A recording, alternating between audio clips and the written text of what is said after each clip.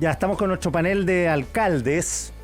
Recuerde que estamos en YouTube para los que nos quieren ver y escuchar. Estamos en nuestro canal de YouTube con muy buena concurrencia. Estamos con Jaime Belolio, alcalde de Providencia, y Claudio Castro, alcalde de Renca. ¿Cómo están, muchachos?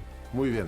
Muy bien, pues muy buenos días. Costó llegar con la seguridad. Estaba claro, lo que pasa es que estaba el presidente Boric en una entrevista acá en Tele 13 Radio, y cuando viene el presidente hay mucha seguridad. Además, el lugar donde estamos, para que la gente se haga una idea, es muy encajonado porque está el cerro al final. Entonces es una calle sin salida. Es una calle sin salida, entonces tiene solo una entrada y son calles cortitas, antiguas, en un barrio antiguo de Bellavista. Barrio Los Gráficos. El barrio Los Gráficos, por Gutenberg, los tipógrafos, los linotipistas y todo eso. Oye, muchachos, licencia médica, ¿cuánto les pegó en su comuna? ¿Hay funcionarios implicados, Providencia? Sí, en el caso de Providencia teníamos 13 funcionarios de la municipalidad, 10 de los cuales siguen siendo funcionarios, y la mayoría de los casos lo tenían la Corporación de Desarrollo, que es la que maneja educación y salud. Ya. Y dentro de eso había una mayor concentración en funcionarios de educación.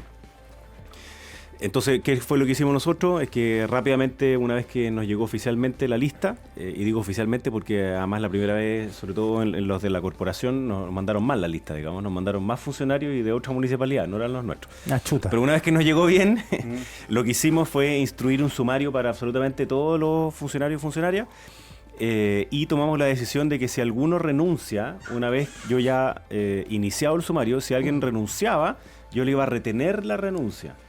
Tú puedes retener una renuncia por un máximo de 30 días y luego de eso ya necesitas destrabarla, digamos, y hacerla efectiva la renuncia.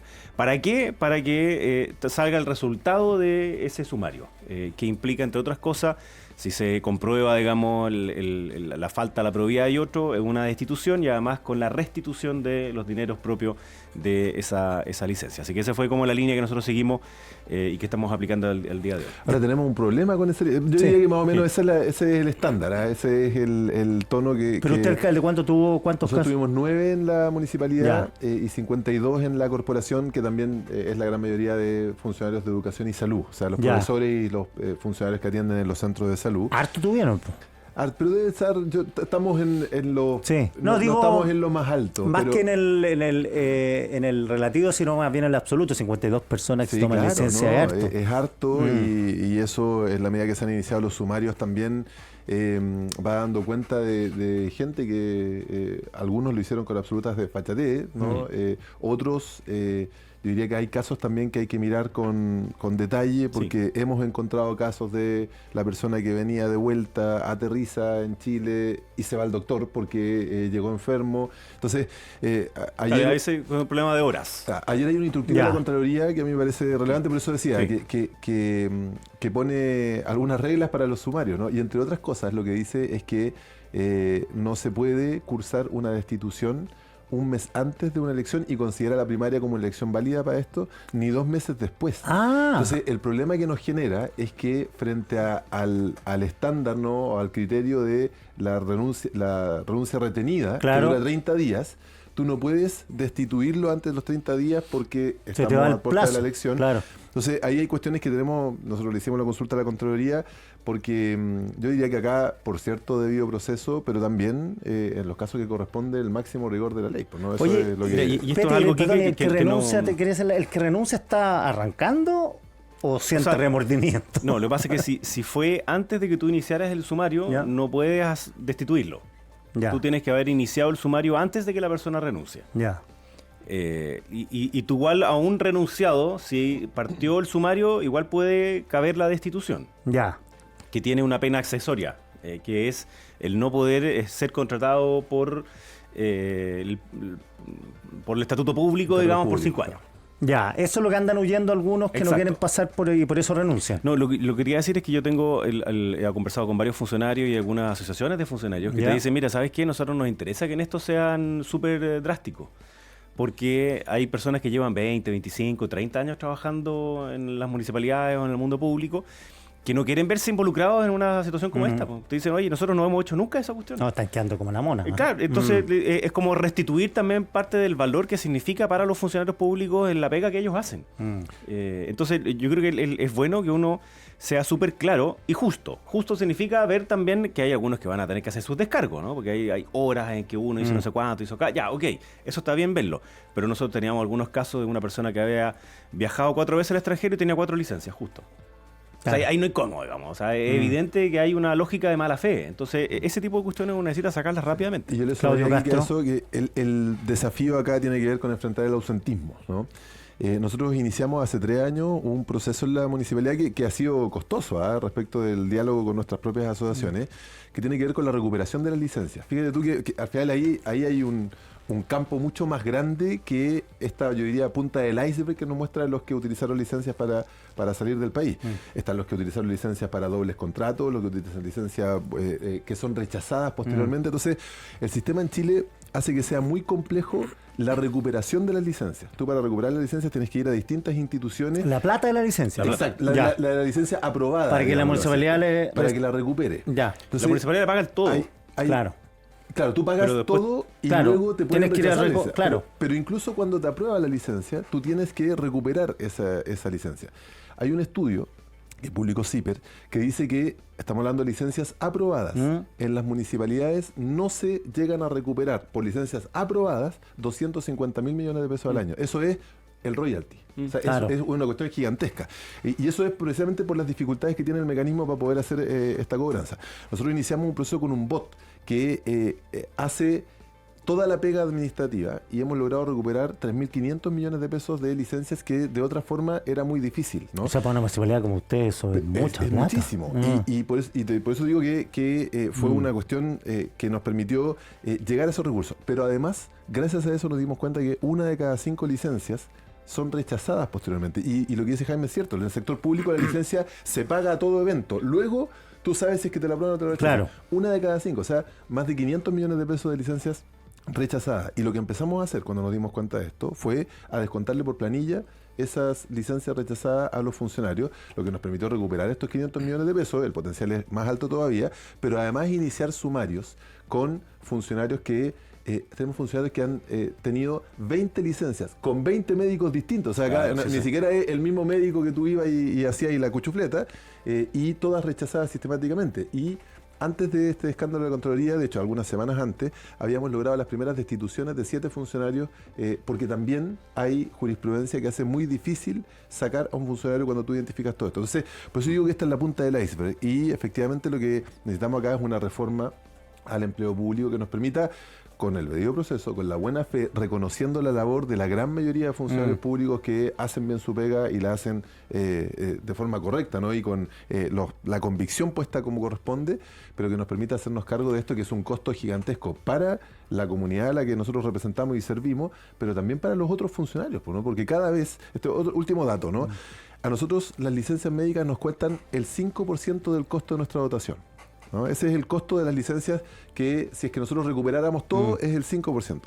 Pero cuando tú tienes un médico que falta o un profesor que falta por una licencia, hay que reemplazarlo. Y el reemplazo no es por los 5 días que duró la licencia. Tú tienes que contratar a alguien por más tiempo. Entonces, cada licencia va ampliando el costo y al final el costo de la licencia para nosotros representa el 10% de la dotación, a pesar de que si tú recuperas todo, recuperas el 5%. Entonces, esta es una cuestión de la que tenemos que hacernos cargo en buena hora, creo yo.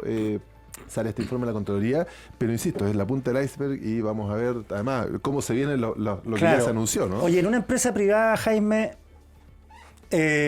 si una persona ocupa la licencia mal, visible, el jefe también tiene que pagar alguna culpa, me imagino. ¿Qué pasa? La gente que no trabaja en el mundo público se pregunta, ¿qué pasa con estas personas que tenían 4 semanas, 4 licencias? O sea, la verdad que, hasta las 12 nomás, pues. O sea, en el fondo, como me decían algunos en el reporteo, algunos jefaturas me decían, ¿sabes qué? Yo no me quiero meter en problemas, porque esto es un cacho, después me meten ley Karin, entonces mejor hago vista gorda porque al final la plata no es mía tampoco.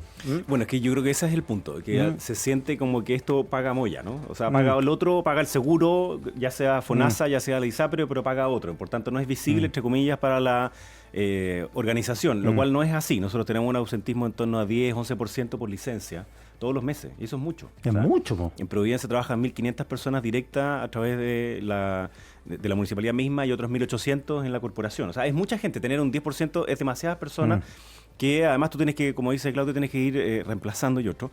Y hay una labor, digamos, como parte de las jefaturas, como de apretar esto, obviamente.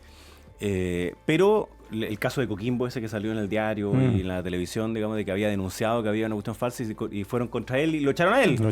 Hay una cuestión como que se toma de que es mal jefe el que vigila este tipo de situaciones, y que yo creo que algo que va a funcionar bien es que, no sé, cuando había algún problema dentro de el ámbito público, es como, oye, se generó una disputa en el equipo de trabajo, tómate una licencia. Y no vengáis 3 días, entonces pagas hasta que esto baje. ¿Pero qué significa eso? ¿Qué significa tómate una licencia? Si el problema de eso es que termina siendo súper injusto para aquellos que necesitan una licencia. Claro. Que es verdad que la necesitan, ya sea por estrés o ya sea por enfermedades propias del trabajo, lo que fuera, ¿no? Pero empezó a ser como un comodín, así como el justificativo del papá para no hacer la prueba, digamos. Y eso no está bien porque además tiene un costo muy grande para la organización. Yo, recordando lo que decía Claudio, a mí me deben 1.000 millones de pesos. ¿Quién te debe? Entre la Compin, digamos, que finalmente no manda a pago, digamos, ¿Y por te va a parte de pagar FONASA. alguna vez? Lo que yo espero es que sí. Yo me acuerdo haber discutido esto una vez con el presidente Piñera porque estando de ministro. Yo empecé a ver como el presupuesto y me di cuenta de que había como recuperaciones de licencia, era mucha plata. Entonces fui y llamé a FONASA, pues obviamente estábamos en el gobierno, así que llamé al director de FONASA, le dije, oye, y me dijo, bueno, pero es que pide la Hacienda, porque Hacienda no me suelta la plata. Entonces llamé a Hacienda y Hacienda me dice, no, pero es que tenés que hablar con el presidente. Al final, esto terminaba en que el presidente tenía que llamar para que soltaran la plata para pagar las licencias. No, y decía, una ya, locura. ¿En qué quedamos? Entonces eso no puede funcionar, y creo que una vez hecha esta como limpieza, en el fondo, de cuáles licencias están bien hechas, castigándose a aquellos que emiten la fraudulenta y quienes solicitan también la fraudulenta, debiese hacerse un proceso también de pago y de saneamiento de las deudas que tiene FONASA y la Compin particularmente, que funciona muy lento, que funciona muy mal, y también de las ISAPRES hace las mismas licencias. ¿Ustedes están dispuestos a despedir a las personas que sean están en falta? Lo hemos hecho, como te decía antes de este escándalo, 7 funcionarios que ya habían caído, y yo diría que esto se extrapola a varias otras situaciones más, ¿no? Que no son exactamente lo mismo, pero yo diría que en espíritu van en el mismo tono, ¿no? Y tiene que ver con la disposición de una autoridad política de poder ejercer su rol, incluso cuando hay costos importantes que esto puede traer. Voy a poner un ejemplo muy concreto que tiene que ver con que el Colegio de Profesores va en su 5º anuncio, ¿no?, de un llamado a movilización. Nosotros desde hace 2 años en Renca descontamos a todos los profesores que no llegan a trabajar cuando corresponde. ¿Cómo se lo toman? Pésimo. Pésimo, pero... Eso ha generado nuevas movilizaciones. ¿Pero no los molestan desde la cúpula? Sí, claro. Yo, me he enfrentado al Colegio de Profesores Nacional, al regional y al comunal, pero yo te diría que un par de años después, la comunidad escolar de Renca ha entendido que lo más importante en nuestro trabajo es que un niño no falta a clase. Y para eso lo fundamental es que nosotros podamos estar ahí presentes como corresponde. Ahora, nosotros tenemos, por cierto, las horas sindicales, tenemos delegados del Colegio de Profesores en todas las escuelas, tenemos todas las facilidades para que, en la medida que existen procesos de movilización, ¿cierto?, lo puedan hacer sin poner en riesgo la atención de los niños y niñas que están en los colegios. Ahora, yo te diría que esa cuestión en particular, muy pocos alcaldes y alcaldesas, esto estoy hablando en todo el espectro político, y de todos los gobiernos también, de derecha y de izquierda, es algo muy difícil de hacer. Por eso que yo digo que esto configura un escenario que es distinto, y lo configura, a propósito de eso mismo, la Contralora, ¿no? Porque la Contralora es la que nos dice, oye, acá tenemos un problema,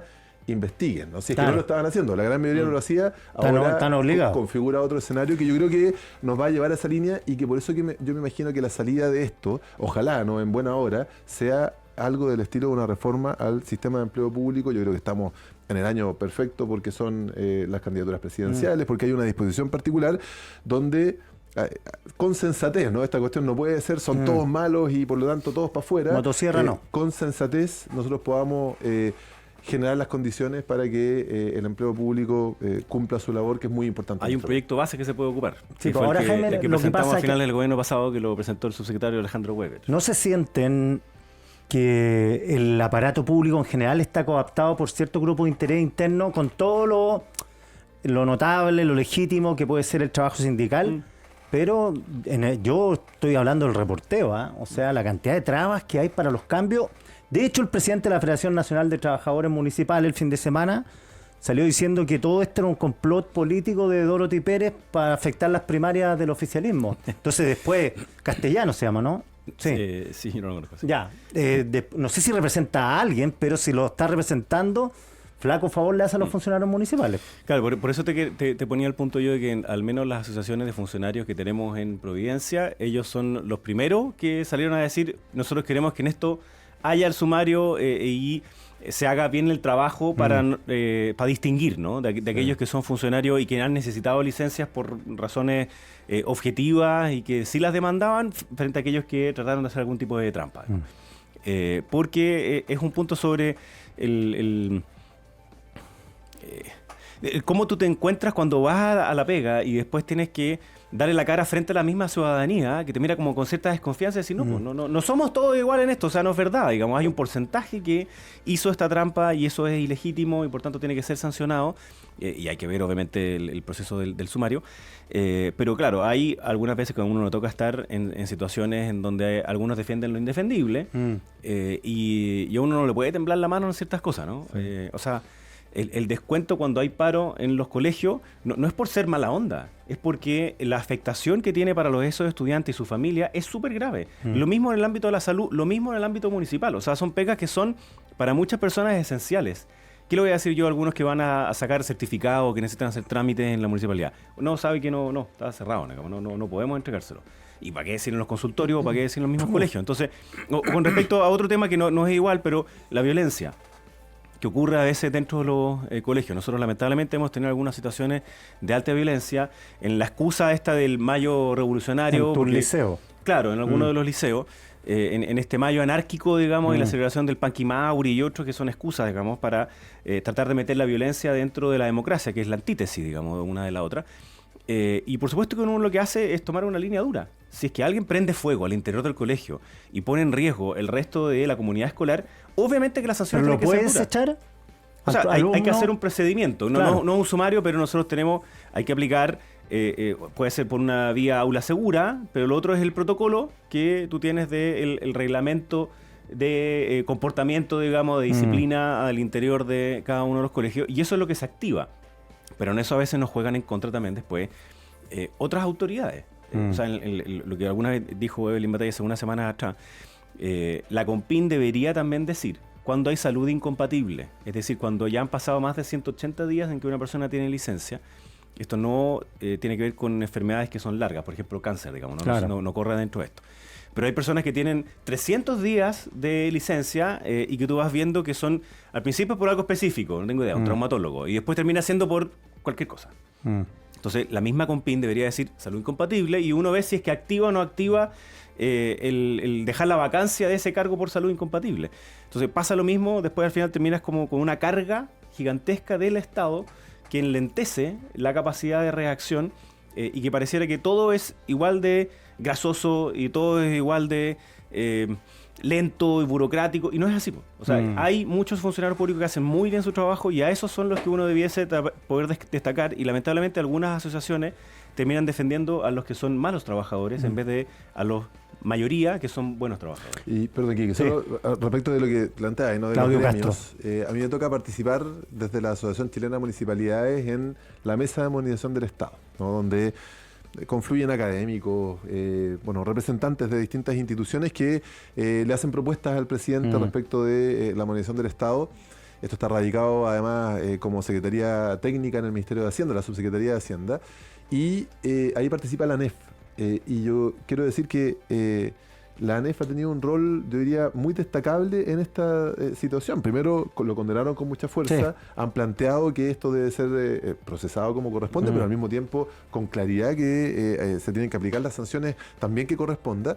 Y por eso que yo creo que tenemos que salir de las caricaturas también, ¿no? Porque esto lo digo además desde el mundo progresista, ¿no? Yo creo que para quienes creemos en un Estado fuerte, que tiene que trabajar con eficiencia para poder generar condiciones para mejorar la calidad de vida de la población que busca representar, esto nos pega en la línea de flotación, ¿no? Sí, y por lo totalmente. tanto, desde el progresismo nosotros deberíamos ser los más ágiles en términos de condenar situaciones de mal uso del Estado y proponer con mucha claridad agendas que nos permitan modernizar, hacer más eficiente, hacer un Estado que logra incorporar, ¿no?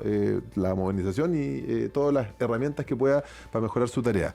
En contraposición de un mundo de la derecha que, frente a este tipo de situaciones, saca la motosierra. Esto era discusión desde antes de las licencias médicas, la motosierra, la tijera de podar, las declaraciones que lo que nos hacen es poner en jaque el Estado. Y yo diría que eso también tenemos que cuidarlo para que no entre dentro de la discusión, porque tengo la impresión que en el arco más amplio nosotros podemos avanzar en un acuerdo transversal que nos permita cuidar al Estado y al mismo tiempo hacerlo más eficiente. Y en eso yo diría que varios gremios, la mayoría de hecho, van a estar sentados en esa mesa. Responda, Belolio. Sí, no, lo que pasa es que lo que uno ve es que me tocaba desde el Parlamento ver como muchas personas del Frente Amplio que partían desde esta idea de una presunción que si es del Estado es bueno. ¿Ya? Entonces, cuando había un problema complejo, si se estatizaba el problema, entonces se iba a solucionar. El balón de gas. El balón de gas y en su momento el Transantiago y ponle el apellido que queráis porque eso es una lista interminable. Entonces, suponiendo que por el hecho de que algo iba a estar dentro del gobierno, iban a haber solo buenas intenciones. O sea, el ángel caído solamente estaba en el ámbito privado, en el ámbito público, digamos, emergía el arcángel, digamos. Y eso es falso, es absurdo, no tiene ningún sentido, porque somos seres humanos. Entonces, ni por un lado es el trauma frente al Estado, ni por el otro lado es la santificación del Estado, ¿no? Entonces, es la mezcla razonable de generar buenos incentivos en donde las personas tienen que actuar conforme a las exigencias que son necesarias.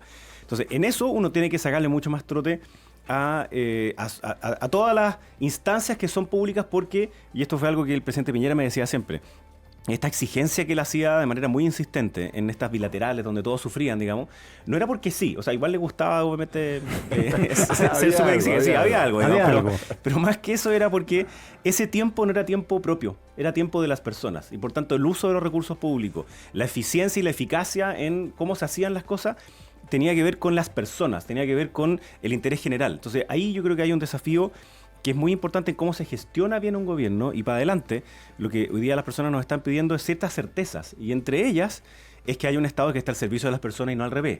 Claro. Y por tanto que ejecute en los tiempos y en los momentos que es necesario hacer. Entonces ahí desde los municipios también hay como una burocracia que uno debiera repensar. Una cosa es la digitalización de la actual burocracia, que es pasar, digamos, a digital, al computador, lo que hoy día está en papel. Pero otra cosa es repensar también esos mismos procesos, que no signifiquen que las personas tengan que demorarse años en poder emprender, en poder sacar sus permisos para construir, en poder regularizar. O sea, nosotros también deberíamos repensar en la lógica de la modernización, que dice Claudio, es muy importante que el Estado esté en la ayuda y en generar mejores condiciones en vez de más bien empeorar las posiciones de las personas. Oye, cortito, Baquedano vuelve. Baquedano no se va, po. Así lo dijimos No hace se todo va, tiempo. no se va, Tal Baquedano cual. no se va. Mira, Y yo creo que- llega Gabriela Mistral, además. Y llega y Gabriela llega- Mistral. Así es, y la recibimos con los brazos abiertos. La verdad es que nosotros lo dijimos desde siempre, digamos, que Baquedano vuelve al lugar donde nunca debió irse, porque el plinto vacío era el triunfo de la violencia por encima de la democracia. Y esto, más allá de algo de izquierda a derecha, es la representación del valor de nuestro patrimonio, de nuestra historia, que es pasado, pero también es presente y futuro. Y segundo, en el encuentro de los parques del Bustamante con Balmaceda estaría Gabriela Mistral. Ya. Y esto va a generar, obviamente, un polo distinto, para explicar a las personas que nos están escuchando. Si tú vas bajando por Providencia, Bajando, vamos hacia la manera. hacia la Alameda, digamos. ¿Ya? Va marchando. O en bicicleta o caminando. No, en bicicleta es peor. No, porque en el parque tenemos una ciclovía. Entonces, si vas bajando, antes por la derecha rodabas por la rotonda para después seguir por la Alameda. Claro. Ya, esas pistas ya no existen. Claro. Entonces, para seguir bajando, digamos, para ir hacia el poniente, tienes que ir por la izquierda de Baquedano ahora. Ya. Entonces ahí se va a generar como una explanada más grande. Entonces Baquedano va a estar en el lugar donde estaba. O sea, no hay que cruzar calle de Baquedano hacia Balmaceda. Hacia el puente. Y Baquedano está ahí porque además está arriba del caballo triunfante viendo cómo entra a la Alameda. Por eso es que está en el lugar donde está. Y Baquedano va a quedarse en el mismo lugar. En el mismo lugar donde está. Y Gabriela Mistral la que... Vamos a recuperar el género de la libertad, que es la Plaza Italia, digamos. Claro. Que está muy dañado. Y Mistral va a estar un poco más atrás, que es justo donde se intersecta el Parque Balmaceda con el Parque Bustamante. Se van a subir a Mistral ahora. Bueno, ahí vamos a ver qué es lo que va a pasar ahí. Deberían tener un poquito más de respeto con Mistral para subirse. Absolutamente. No. Y va a haber una explanada, lo que quería decir es que va a haber una explanada que va a permitir que personas se puedan concentrar ahí también. Y a mí me estaba Balmaceda hasta ahí, pues. ¿Cuántas estatuas son? Como 4. Estaba Rodríguez a la vuelta. Y Manuel Rodríguez está, y de hecho está Martí también. ¿Martí? Sí, hay un busto de Martí también. Oye, está bueno esa. O sea, es un espacio, no hay ninguna duda que es un espacio democrático donde caben absolutamente todos. Ya, les falta ahí Friedman, Mr. Friedman a los frentes. Oye, alcalde, 1.000.000 gracias por esta conversación. Gracias, Quique, un gustazo.